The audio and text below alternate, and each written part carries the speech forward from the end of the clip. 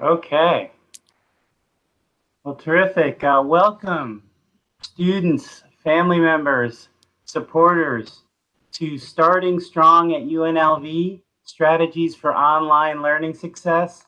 It's so great to have you all here today. My name is Jeff Orgera, and I have the honor of serving as our Associate Vice Provost for Student Success. And I'm here with a great team of colleagues with the same goal to answer the questions that you submitted prior to today's event and hopefully get to a few others if we have time. So just to give you a quick overview, we're going to go ahead and do our introductions of our panelists, and then we're also going to be using the chat feature to share lots of different links and resources throughout our time. So definitely keep an eye on that. So without further ado, I'm going to go ahead and turn this over to our first panelist, Andy. Hi, everybody. Great to see you. Great to have you here today. My name's Andy Bortz, and I am the Instructional Technology Support Specialist for the Office of Information Technology at UNLV, and I've been there just over 2 years. And I specialize in anything relating to lecture capture and video recording, along with live video conferencing like you're experiencing today. And kind of a fun fact, I'm a bit of a tech geek, and my background here has this little certified logo of being a technology specialist. So that's a pretty cool thing I've gotten to experience so far. Great to have you all here. Thanks, Andy. And next we have Brianna. Everyone, my name is Brianna Whiteside. I'm an assistant professor of English at UNLV, where I teach African American literature and science fiction, undergrad and grad level, and I'm excited to have this discussion with you all. Thank you, Brianna. And next we have Daisy. Hi, everyone. My name is Daisy. I'm an academic success coach at the Academic Success Center. And as a coach, I like to offer resources and help you guys with soft skills like time management, motivation. And what's really cool is I myself am a student. I'm a graduate student right now pursuing my master's in social work. So I get to offer that peer-to-peer experience with you guys. I'm so excited to be here with you. Thank you, Daisy. And then next we have Hector. Hello, everyone. I'm Hector. I work at the IT Help Desk here at UNLV. We're here to help with all your technology needs. You can contact us for password resets, new accounts, wireless, email, web campus, or other technology questions. You can get in touch with us by phone or email. You can schedule an appointment as well.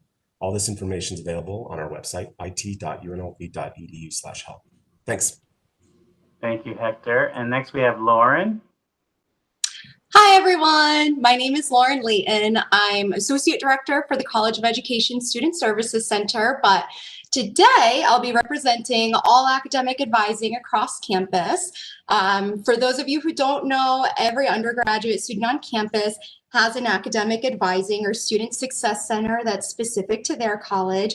Hopefully you all know which college your major falls under, who your academic advisor is, how to reach your advising center. But if not, I'm going to help you with that really quickly right now before we get started. We have two different centralized academic advising pages on our UNLV website, and I believe we're going to link that for you here right now. These two pages will show our 12 colleges at UNLV with all of their respective majors. They'll provide you each advising center's website, contact info, on-campus location, and a really, really helpful advising FAQ page that will keep you up to date as we have ongoing changes that's related to remote instruction, SU grading, and everything you need to be about the evolving changes right now. So another quick tip I'm going to give you before I turn it over, because I have to do my due diligence, is to check your Rebel Mail and your web campus daily and maintain regular contact with your academic advisors. We are here to help you, support you, guide you through this experience. We want to make sure that we're connecting you to opportunities and resources on campus to be sure that you're engaged and feeling fulfilled and getting what you want and need and deserve out of your UNLV experience. So we are one of the many, many groups on campus dedicated to your success. So I'm super excited that you all are tuning in with us today. I'm thrilled to be here with you. So thanks for joining us. Thank you so much, Lauren. And then we have Olivia. Hi, everybody. My name is Olivia Checky. I am the Senate President for CSUN Student Government. I am an undergraduate student here at UNLV going into my third year, majoring in political science and minoring in public policy. So just like a lot of you watching, I am a fellow student. Thank you so much, Olivia.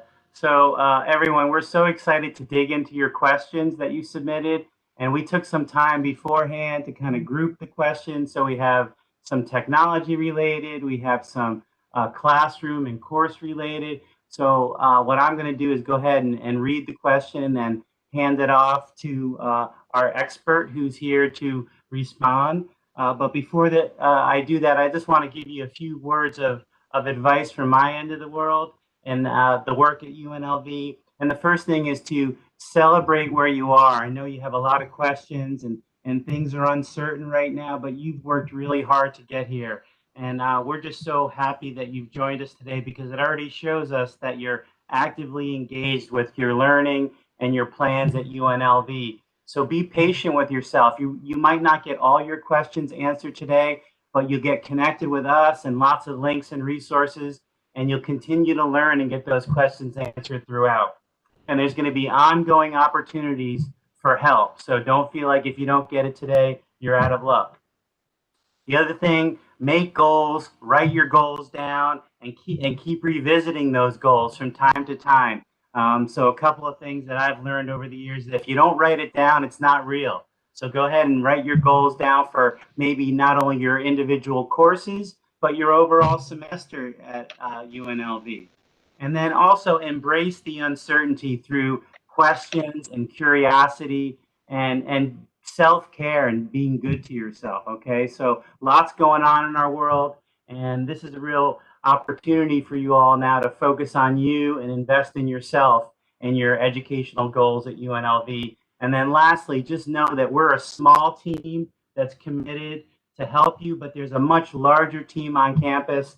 And know that we're paying attention to you all the time. You might not see that every day, but there's folks out there working in offices and sending emails, and we're reaching out to you. So at any time, just put your hand up and let us know what you need, and we'll help you find that. So without further ado, I'm going to jump into our first question. And the first question is, please excuse my reading on this, but I have to make sure I get the fine print. How will instructors be communicating with us? And I'm going to pass this one to Brianna. Two primary ways that professors or your instructors will be communicating with you. The first would be through your Rebel mail. We will be sending regular emails. You may have gotten a few from some of your teachers already. If you haven't, prepare to receive them starting next week. The second way that we will communicate is directly through Canvas. So in your course shell, you will see announcements that your instructor may update weekly, daily. So be sure to check those out because we'll always be consistently communicating and over communicating now that we are remote.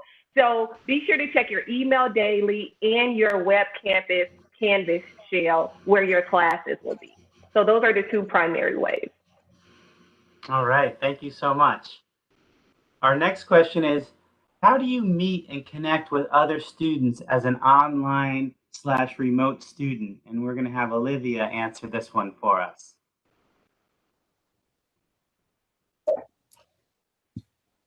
Awesome. So I think this is a really great question. And I know that it is something that I was kind of confused about when we first went to remote learning as well.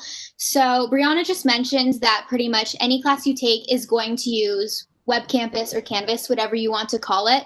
And while it's a great way for your professor to interact with you, it also has the contact information, the emails for all of your classmates.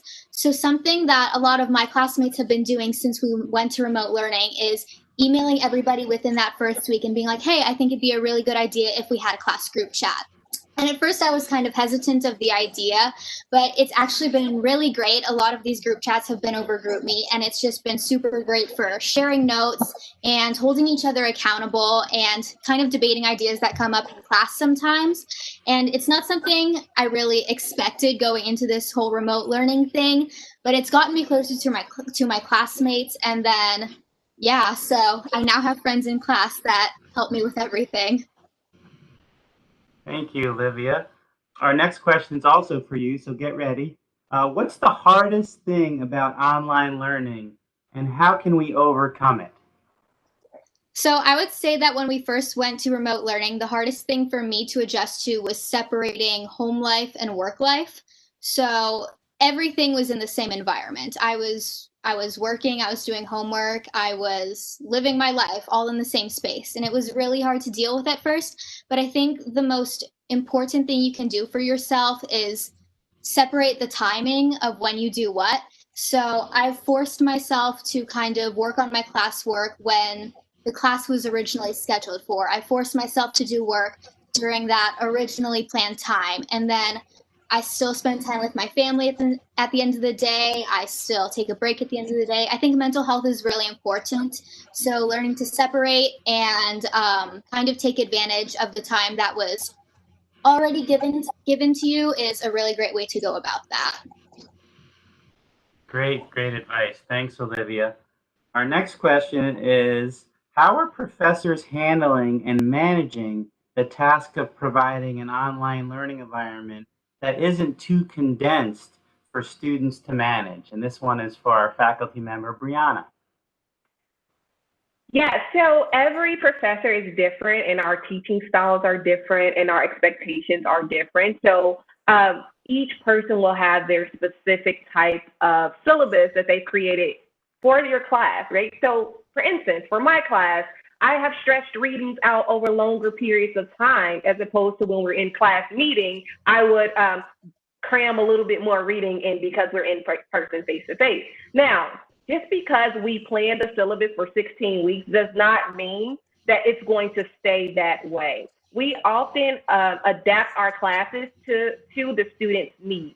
So if we find that we may be over burdening you with work and we're not getting through the material, we will revise the syllabus, alerting you while we're doing it and letting you know, hey, we're tailoring this to your needs. So what we try to do as faculty members is keep you in mind. We try to keep your learning styles in mind, your needs, and we are trained to practice more grace and also to keep your specific situation in mind, right? So we are allowing more time for you to do work.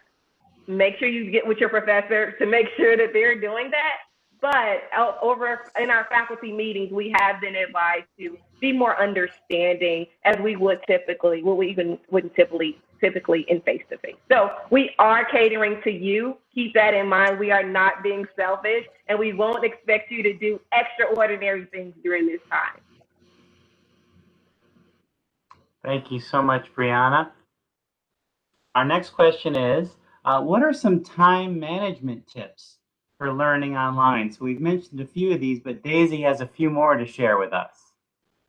Yeah, definitely. With time management, I think the number one thing to remember is it's different for everyone, and to try things that are going to work for you, even though they might not work for other people, or they do work for other people. One of those things could just definitely be how you're planning everything. So definitely having a daily to-do list or a weekly checklist or a planner or a digital planner, or maybe a combination of the two. Try them out, see how they work. Also, scheduling, kind of like Olivia said, scheduling that specific study time and that specific family time. As a coach, we like to work with our students individually and to see where it works in with their schedule and how to do it. Also, trying out studying techniques with the Pomodoro technique, which is you study for 30 minutes straight, you take a 5-minute break, and then you keep studying for 25 minutes. These are some techniques that really help students, but the number one thing I think for time management is just to really schedule time and be realistic with yourself, to say, okay, I know I'm going to wake up at this time, I'm going to do work at this time. Be aware of when you're most productive, whether it's in the morning or whether it's at nighttime. Really pay attention to that. It's really just about what works for you. All right, great advice. Thank you, Daisy. Okay, our next one is, if a time is listed for a class, will the class start and end on time? And Lauren's going to take this one for us.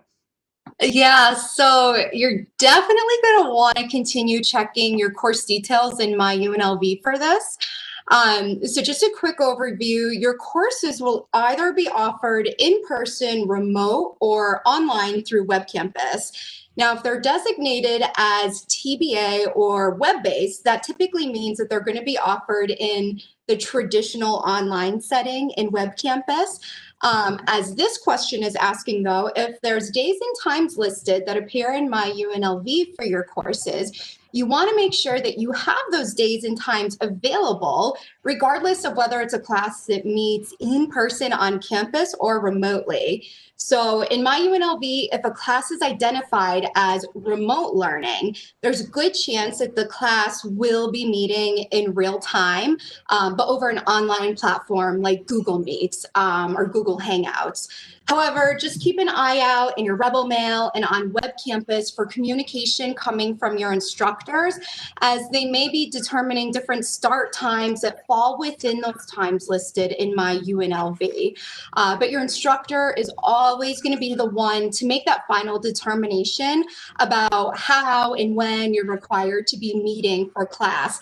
And they should be communicating that to you very, very soon if they haven't already, definitely before the semester starts. In that advising FAQ doc that I referenced previously, there's a really helpful diagram on the first page, and that explains the different course designations that I was just talking about. It shows you where to look for these, what each of them means. And just as a quick reminder, our on-campus class schedules have been modified to ensure that students are able to safely transition to classes in a timely manner. So just be sure that you're paying attention to those class start and end times in My UNLV, because they may look a little different than you're used to, than they may have looked in the past. So just remember, keep regularly checking your My UNLV, your Rebel Mail, and your Web Campus, and you can't go wrong. Thank you, Lauren. So students and supporters, you're clearly interested in time management and organization. So here's another question on this. I think it's a very good thing to be interested in. So the question is, how do we make an effective schedule for our classes? So we're going to have both Olivia and Lauren answer this one, so we get both the student perspective and our staff perspective. So whoever wants to go first. How about we do Olivia first?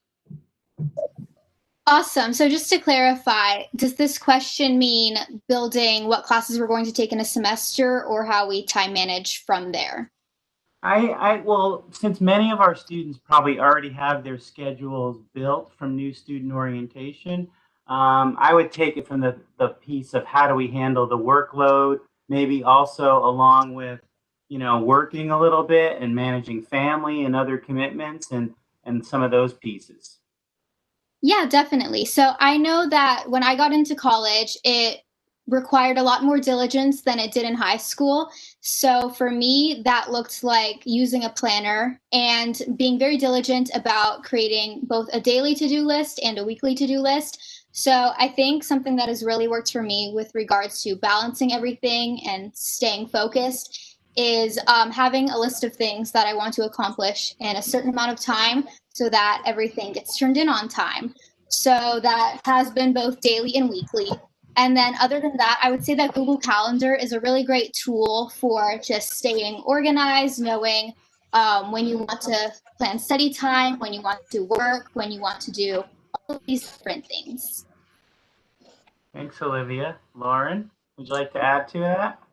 Yeah, so I'll talk a little bit about the day-to-day and the broader course scheduling in general, just in case we have folks out there that don't have their fall schedules yet. Hopefully you do. Or that they're shifting around still. Yeah, exactly. Because everything's, I mean, we know it's always changing. So that's what we do. We adapt to it. But again, I cannot stress enough how important and how helpful it is to be tapping into your on-campus resources, your academic advisors, your academic success coaches in the ASC, the Academic Success Center. That's what we're here for. Students, you do not have to go through any of this alone. So we will help you make sure that you are creating effective schedules that meet all of your personal and academic needs. So we're going to make sure that you're planning a schedule that keeps you on track with your graduation goal, making sure that you're following in line with your unique course sequencing that's required for your majors, that we're being mindful of courses that you have to take that are only offered in the fall or only offered in the spring, that we're accommodating all of these specific needs of yours. So for instance, if you do require all remote course instruction due to COVID-related circumstances, we're going to make sure that you're enrolled in a fully remote course schedule while ensuring that your degree progression is not negatively impacted or interrupted whatsoever. And if it's necessary, we'll make sure that we're helping to connect you with the Disability Resource Center on campus, or DRC, to make sure that we're getting all of your other accommodations set up as well. So just make sure that you're setting up an advising appointment with your advising center if you need to. If they're not on campus, we are still working remotely. We're offering email, phone appointments, video appointments. All of your advising centers also offer drop-in hours where you don't even need to schedule an appointment. You can just kind of pop right in. So just make sure you're communicating with your advisors and you know how to do what you need to do when you need to do it.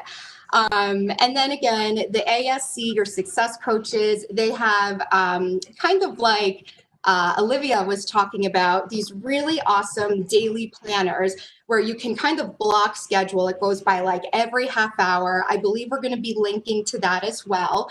And these daily and weekly planners will just basically help kind of keep your day-to-day managed, keep you organized, help you find where those gaps are in your day, and it'll just keep things on track. So just make sure you're tapping into your resources because that's what they're there for.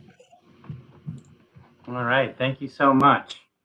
So we have, looks like one of our last questions at this point around this topic. So this is a great question. So how do you stay disciplined and motivated to work online when there are distractions? We heard from a lot of students that they're worried about distractions in their house and other family members. So I know we also are going to link to a resource that shows how parents and families and others in the support network can help students out to help them stay distraction free. So if we could have both Olivia and Daisy respond to this question, that would be great. Yeah, definitely. So I think that the greatest way to kind of maneuver around this problem is by having a designated study space somewhere in your house. So I know that for me, in the beginning, I was trying to do all of my studying and all of my working kind of in the middle of everything. And it just wasn't working because I was getting distracted and my parents were home. So there was a lot to handle there. So I started going into a separate part of the house, setting up my own space where I had everything I needed to study and be productive. And I think that has helped a lot with staying focused and knowing that once I'm done with everything, then I can go back out and have my break and have my home time.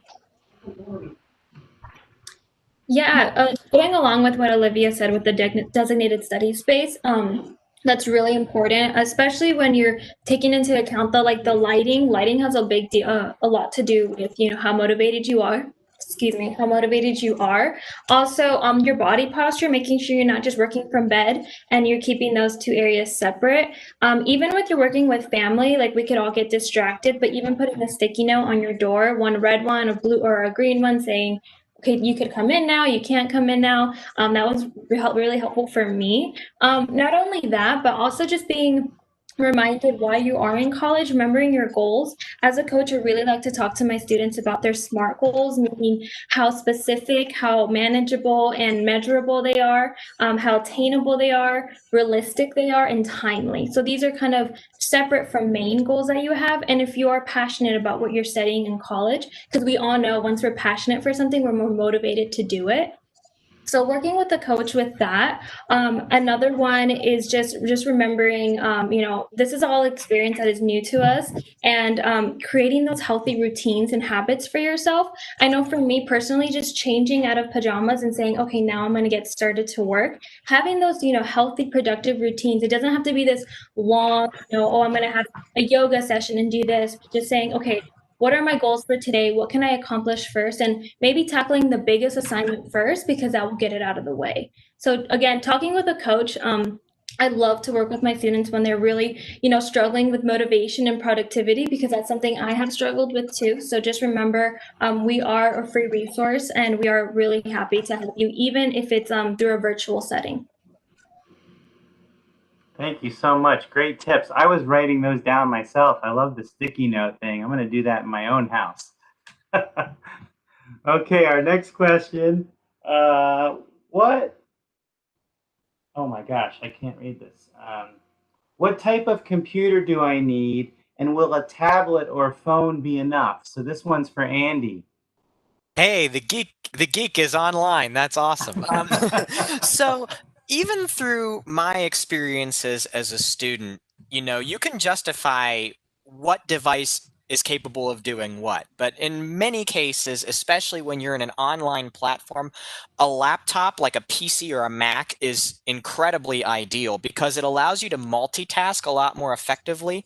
And even in a case like we're in, we can see more people, we can see more content, which is basically the goal of trying to emulate the classroom experience as much as we can from a virtual platform. Plus, PCs and Macs have a little bit more oomph and power to them. So if you need to run special software, they are really, really handy to have that kind of resource at your fingertips. We also recommend, if you're getting a laptop, to have a webcam on it and a microphone, and then that way it allows you to communicate in two ways with the folks that you might be interacting with, whether it's your instructor or your classmates. And the other thing that I found really handy is having a headset like I'm wearing here. The reason why I love a headset is because it puts my speakers right here and it puts my microphone right here. And I don't know if you can hear it right now, but there's a leaf blower that somebody's running outside my apartment, but it's not getting onto the recording, hopefully. I hope somebody would tell me if that was the case. But the headset really helps with that, both from an instruction standpoint and from a participation standpoint. So it blocks out any outside noise. And if you are looking at purchasing a computer, there are discounts available if you go to our help site. You can get some information on that. And the IT help desk can also help with guiding you to a device that would work the best for you, depending upon what you're looking for. But we recommend having a PC or a Mac laptop at the very least to help you with your experience. Sounds great. Thank you, Andy. Our next question, does UNLV have any programs that support low-income students that have limited access to a reliable computer or the internet? And we're going to have Hector respond to this one. Yeah, so this is a really important question. We have a limited number of laptops, webcams, microphones, Wi-Fi hotspots that you can check out for the entire semester. If you have any technology needs, you should absolutely contact your academic advisor or complete the technology loan form. The program is operated by the library here on campus with the Office of Information Technologies Assistance. I believe the link to the document, to the form is on the document shared with this session. So check it out. Thank you, Hector. Yeah, students, there are some great tools available for loan. So we have a limited supply, but I'd say if that's an issue, get on it right away. We'll do our very best to help. Here's another one, tech related. What supplies should I have on hand to be a successful online learner? So I guess it's tech and or other supplies. And this is going to be Andy. Okay, cool. So of course, to be able to fully participate in the sessions, you're going to need the device that you plan to use to synchronously join. So in this case, your laptop is going to be the most important piece of your arsenal. One other thing that I've found to be a really good supply, if you're able to use it, is an Ethernet cable. And I know we're in the age where everything is connected to the internet with a wireless connection, but having that Ethernet cable and connecting directly to a router in your home, for example, really helps make the experience a lot better and a lot less spotty. And I was just looking at my router, and we have 16 devices. I just live with my wife and cat, and he doesn't have a cell phone, but we have 16 devices connected to our router. And so if I were to try and use my Wi-Fi right now, it might be complaining at me. So I'm actually in my family room with a wire running to my router directly. So that's a really good supply to have as well, because that minimizes the risk of possibly missing something because somebody freezes or the audio cuts out. As long as your internet connection is nice and solid like that, it really helps enhance the experience. And another really good supply to have is knowing is some resources just in case you need assistance. So things like having the help desk phone number right next to your machine might be really helpful. Or maybe your instructor will send you a couple of guides on what to do in case you need some troubleshooting help. So having all of those at your arsenal is really important as well, so that you know what to do in case you get into a bit of a jam. Thanks, Andy. Sounds great. Okay, so as we start to make our way back to campus, this question is, will there be places on campus to access the internet? And this is for Hector. Yes, so we have been working diligently for the past few years and continue to work to cover the campus in Wi-Fi. We have a website, wireless.unlv.edu. If you go to view Wi-Fi locations on the middle of that page, you can see this comprehensive map of where Wi-Fi is available. Along with that, we have computer labs all over campus that will begin reopening starting next week, and into the start of the fall, we'll reopen a larger percentage of those computer labs. And the library has about 160 computers that will be available at the start of the semester, and more will come online as the semester progresses. Along with that, I did get a note late today that we will have classrooms available for people to use to do their online classes. They'll be in WRI, MPE, FDH, and BHS. The exact rooms, we'll start announcing them as we bring them online. These rooms are for quiet study. There'll be a place to provide, they're to provide a place to attend a remote class on campus that has good Wi-Fi. You'll have to bring your own equipment. That means a headset if you're taking online classes live. And social distancing will be in place, and there will be people there to kind of clean and sanitize the location. And masks will also be required for the areas. So, thank you. Thanks, Hector. So yeah, students, those letters that Hector just read off, those are all buildings, and you'll be able to find those buildings based on the letters once you look at some of the resources that we're putting out there. But you'll know them pretty quickly once you start doing your classes. Thank you. Okay, here's one. When should I start purchasing my books, and what happens if the book is sold out from the bookstore? So this one's for Brianna. Can start purchasing your books now. And the way that you would know which books to purchase is you will go online, go to UNLV bookstore online, and search your course and section number and your professor's name. We generally upload book lists to the bookstore to let students know which books are required for our classes. Now, if for some reason your professor has not uploaded that book list yet, go ahead and wait till the first day of class, or wait for an email to come through, because we will be communicating with you then. We will go over the syllabus generally on the first day of class and let you know which books are required.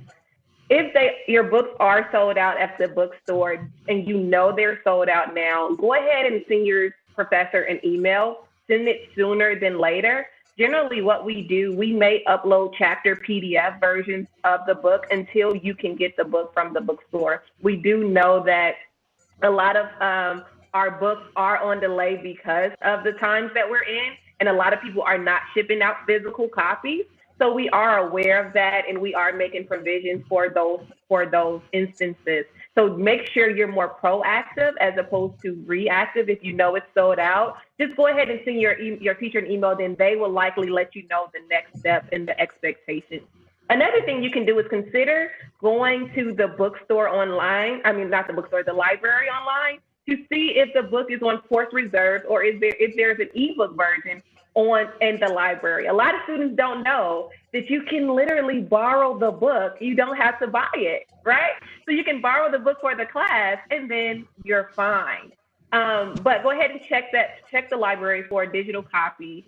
And of course, maybe consider other platforms that sell books like Amazon and other things like that. But let that be your last option, right? You want to, contact your professor first. Well, first check the course reserve book list at the bookstore. Second, you want to email your teacher or wait until the first day of class. Third, you want to check out the library. And then fourth, you want to check out other platforms. But generally, your professor will let you know the best course to continue on. Thank you. Here's a great question. Someone who's really ready to get started. How will I know which programs and apps I need to download for the first day of classes? So this one's also for Brianna. Your professor will let you know which apps they want to use. And wait until the first day of class or wait until you receive an email again. I know in my classes, we are using Panopto, and that's just this fun video chat conferencing tool that I'm using and trying out again for the second semester. As to go back to one of the previous questions on how will we take into consideration online learning? Well, one of my strategies is to eliminate some of the writing samples and allow students to do more virtual, verbal conversations as opposed to writing longer papers. So my students will know that they have to download Panopto, but all of that information I'm going to go over on the first day of class, and it's also in the course shell. So as a result of teaching online, faculty members are required to build our classes inside of Canvas. That means we are required to upload our syllabus, upload any information that we may need or that you may need to know. We have to be proactive just as you have to be proactive. So you can go ahead, if your course is open or when it opens, just go ahead and look to see how your professor has laid out your course shell and see what types of expectations they have. Alternatively, you can wait until the discussion happens on the first day of class and they will let you know what apps to download, if any, that is in addition to, the Canvas shell that we're already using. All right, thank you, Brianna. All right, our next question is, where can students find help when needed? Are there special resources for new students? And this one's for Lauren. I love this question. There's so many places where you can go for help when needed. We have so many specialized resources, especially for our new students. And I'll talk about some of them. So we'll be providing some of them here in either on the screen or in the chat. So the first one I'm going to talk about is specifically geared for our first year students. And these are our amazing first year academic advisors. So every advising center on campus has a first year advisor who specializes in first year and new student programming and advising. They are here to guide and assist our new students through their transition to UNLV. So we have a website that we're going to be sharing, and this website will profile each first year advisor on campus, which college they belong to, along with their contact info. And this webpage is a great site because there's a ton of other info included on it.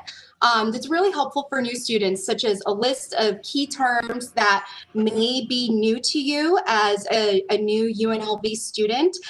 There's also a ton of information on how to get involved at UNLV. so that you truly feel like a member of our family here. That is so important now more than ever. And there's just so much more info about your first year success experience. So we've spent a lot of time tailoring your first year at UNLV to include a comprehensive network of engagement and support opportunities to promote your success and your student achievement. So if you visit this site, you'll be able to learn a lot more about what to expect your first year. We'll also be providing the link to UNLV's Welcome Weeks.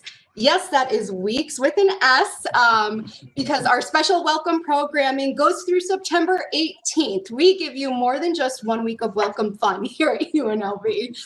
So different departments across campus have teamed up to provide a variety of events to help our students become more acclimated to UNLV or to welcome back our returning students.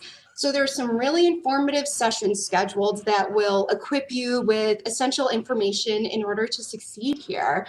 So just some examples of what to expect. We have a community virtual part-time job fair, virtual trivia nights and dance parties, Financial Fridays, where you'll learn about the financial aid process at UNLV.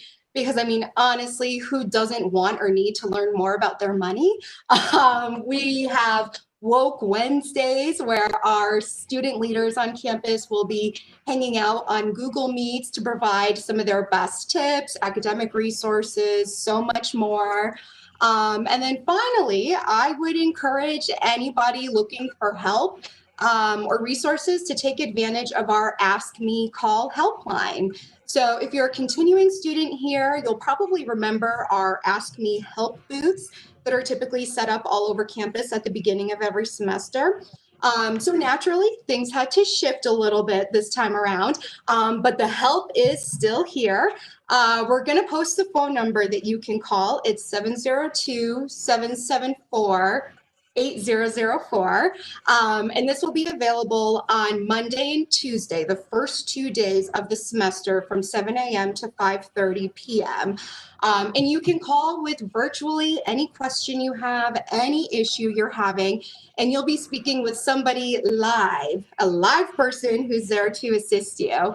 And finally, of course, remember whether you're a brand new student or you're a senior returning for your final year or final semester, your academic advisors are here for you. So even if it's something that you think we wouldn't normally assist with or know about, at the very least, we're going to be able to connect you with the appropriate resource or contact for whatever you need. So if you don't know who to go to or where to go to, just reach out to your academic advisor and we'll point you in the right direction. Thank you so much. That was great. So we've got 4 questions left and we've got about 15 minutes. So hopefully we can get through these 4 and then maybe have time to answer a few questions that have come in through the chat. So this one's for Hector. Where will all my online and remote class materials be located? Sure. So I think Brianna kind of touched on this earlier. Instructors usually contact students through Rebel Mail and Web Campus, which is also referred to as Canvas. Both of those systems use your ACE account. And if you have any trouble logging into any of that, you can call us and we can assist you with all that. However, it is best to contact your instructor or look at the syllabus just to verify that they are using those resources. Thanks. Thank you, Hector. Another one kind of related. So student wants to know, how do I learn to navigate through my online courses? I guess this is, how do I submit assignments and things like that?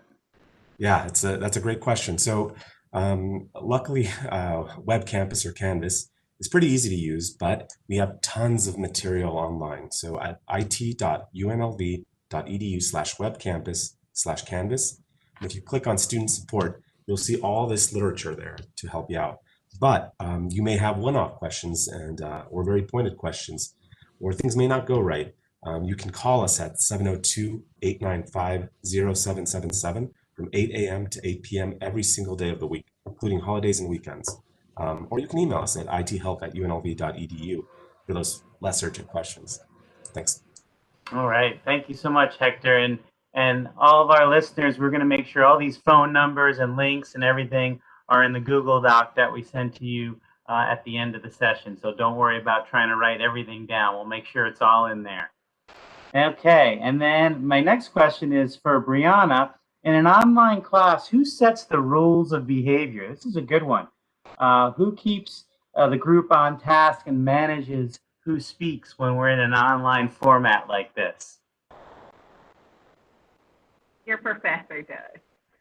We manage the class. We are, I hate to say it, the gatekeepers, but we keep everyone in line, respectful, and we kind of guide who participates and also encourages other people to participate as well.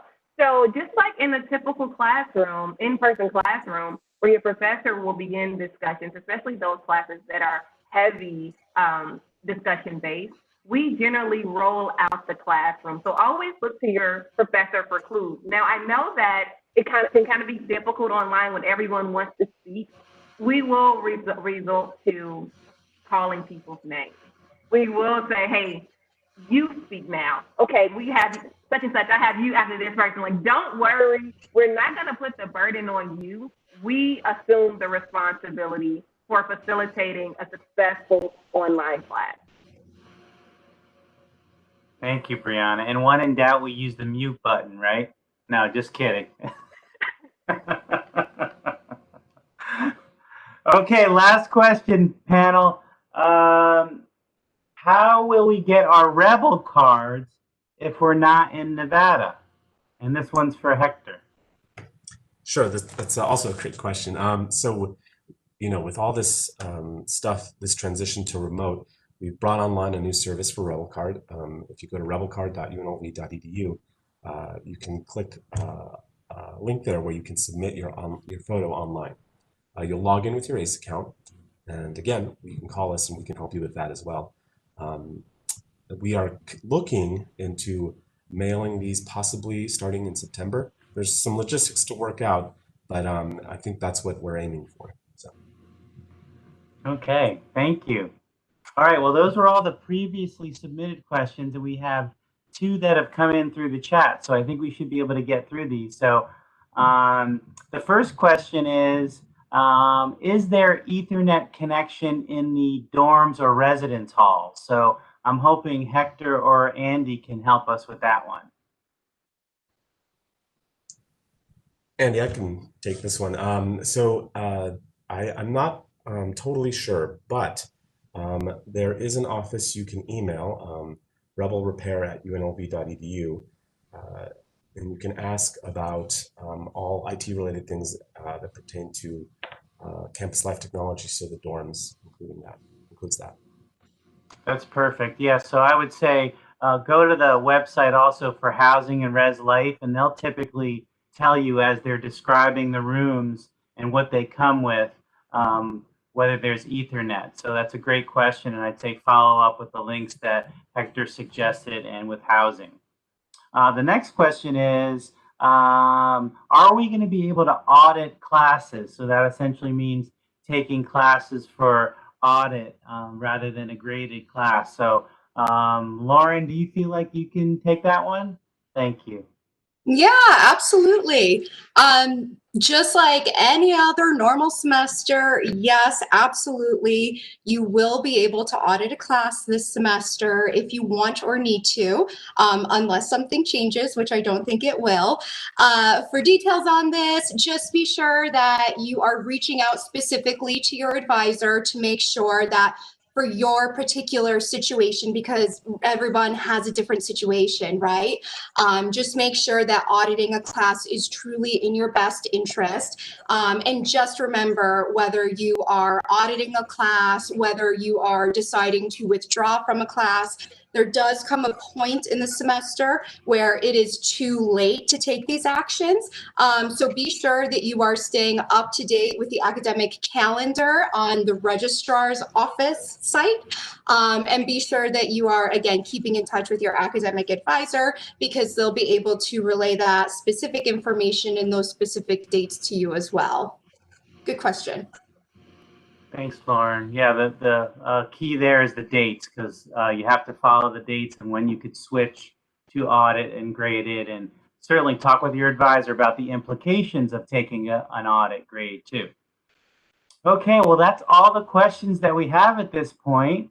And I'd like to thank my panel and maybe give anyone on the panel a chance for a few closing remarks or words of wisdom and or encouragement for anyone who's listening. So I'll just open it up to the group.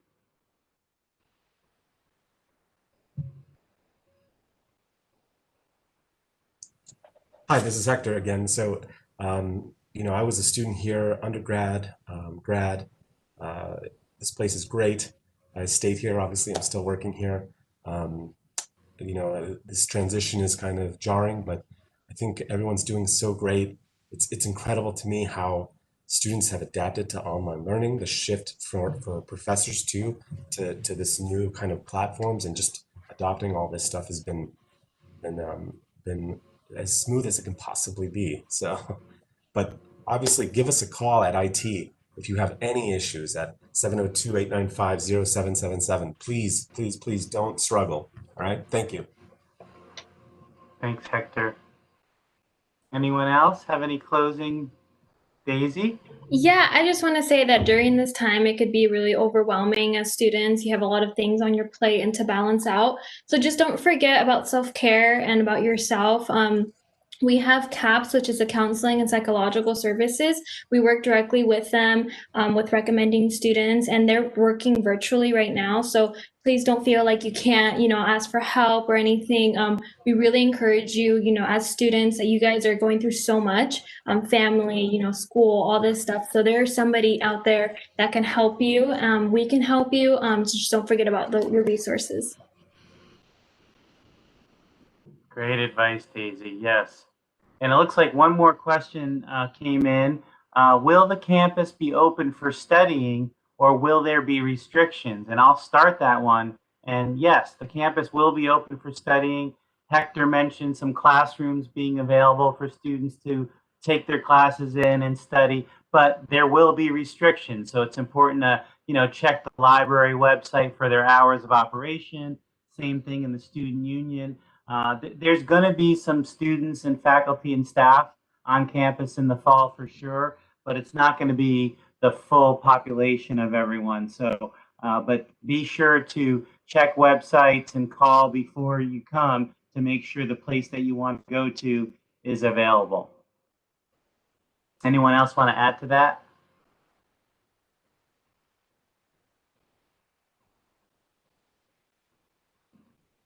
Okay, well, I guess at this point, I'd like to thank my panelists for their high energy and their expertise and great engaging communication styles. This has been fun. I wasn't sure how this was going to go, but I guess if I learned anything from my college-age son, that you're supposed to like the video in YouTube if you like it, and put in some comments and tell us that we want to do it again and all that kind of stuff. So folks, do that, okay? And keep in mind that all the links and resources that we shared from the speakers will be sent to you in a Google Doc into that chat. And again, like everyone has said, we're so happy you're joining us in the fall, and we're excited to start the semester. And just know that it's going to be a journey, but we're all in it together, and there's lots of people here to help you out. So we look forward to talking with you all soon. Have a good rest of the day. Thanks, everyone.